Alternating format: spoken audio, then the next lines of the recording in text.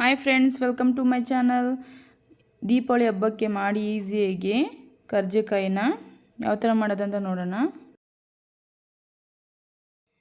1 ಬಟ್ಲು ಮೈದಾ ಹಿಟ್ಟು, 3/4 ಕಪ್ಪಷ್ಟು ಕಡಲೆ ಬೀಜ,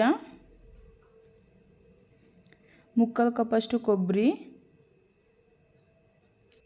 ಅರ್ಧ ಕಪ್ಪು ಬಿಳಿ ಎಳ್ಳು, ನೀವು ಯಾವುದರ ತಗೊಳ್ಳಿ, 3/4 ಬಟ್ಲು ಬೆಲ್ಲ,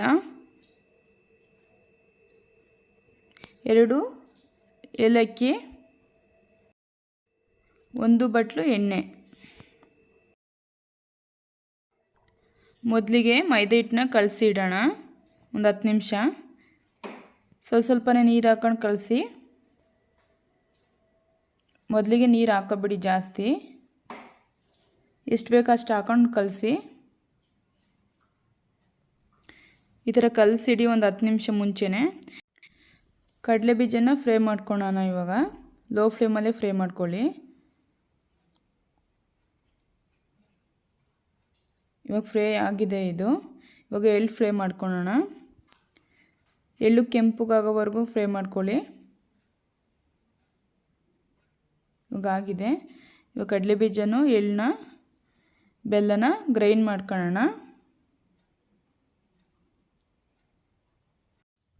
2 ಏಲಕ್ಕಿ. ಇವಾಗ ಆಗಿದೆ ಗ್ರೈಂಡು. ತರಿಯಾಗಿ ಮಾಡ್ಕೊಳ್ಳಿ, ಜಾಸ್ತಿ ನುಣ್ಣಗೆ ಮಾಡ್ಕೊಬೇಡಿ. ಇವಾಗ ಕೊಬ್ಬರಿ ಹಾಕೋಣ. ಕೊಬ್ಬರಿ ಹಾಕ್ಬಿಟ್ಟು ಮಿಕ್ಸ್ ಮಾಡೋಣ.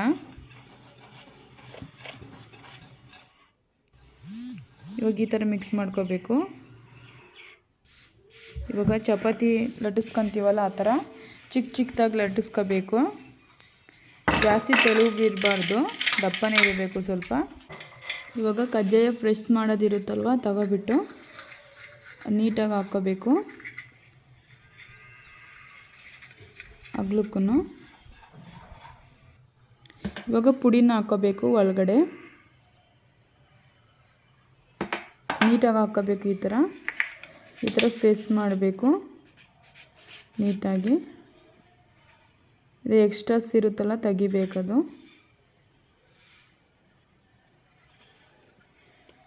ಇವಾಗ ಓಪನ್ ಮಾಡಬೇಕು. ನೋಡಿ ಎಷ್ಟು ಚೆನ್ನಾಗಿ ಬಂದಿದೆ. ಇದೇ ಥರ ಎಲ್ಲದನ್ನು ಮಾಡ್ಕೋಬೇಕು, ಎಲ್ಲ ಕಜ್ಜಿಕಾಯಿಯನ್ನು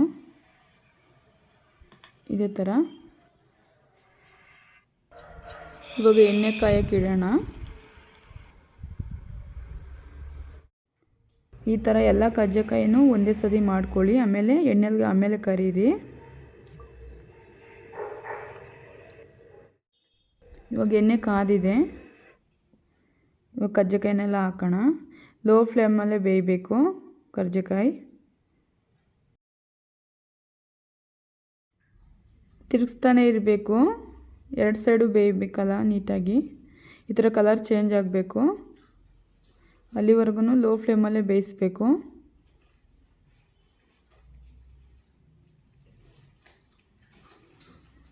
ಇವಾಗ ಕರ್ಜಿಕಾಯಿ ಆಗಿದೆ ನೋಡಿ ಎಷ್ಟು ಚೆನ್ನಾಗಾಗಿದೆ ಅಂತ. ಪ್ಲೀಸ್ ಇಷ್ಟ ಆದರೆ ಲೈಕ್ ಮಾಡಿ, ಶೇರ್ ಮಾಡಿ, ಕಮೆಂಟ್ ಮಾಡಿ, ಸಬ್ಸ್ಕ್ರೈಬ್ ಮಾಡಿ. Thank you.